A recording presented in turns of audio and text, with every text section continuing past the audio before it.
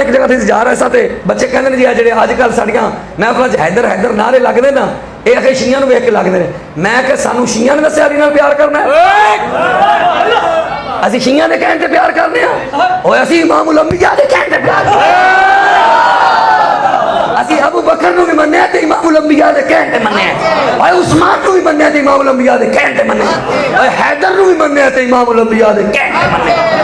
असी जिन्नू भी मन्निया इमामुल अंबिया दे कहने ते मन्निया। असी इन्हां मौलवियां दी भी इज्जत करने इस वास्ते कि ए मौलवी मुस्तफा दी इज्जत बयान करदे ने,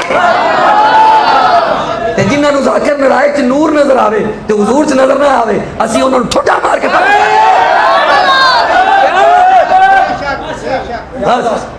जिन्होंने कुरान कुरान 1400 साल बाद गलतियां कढ़न डे ने, आगे जी नबी भी गलती दुरुस्त नहीं करा सके, नबी भी सिद्धि नहीं करा सके, साहबा भी समझ नहीं आ सकी है जी। तो फिर तू जा करा एक प्रेस लवा उते हा उलाई नूं अलिफ नाल लिख, सालिहात नूं अलिफ नाल लिख, लिख लनस्मान नूं नून साकिन नाल लिख, सही चकरा गल्लां करदे ने। लोग कहंदे आ जी मौलवी आके हस च आके जी चूंकि वो ने फलाने ने तुसी हो तो इस वास्ते उंज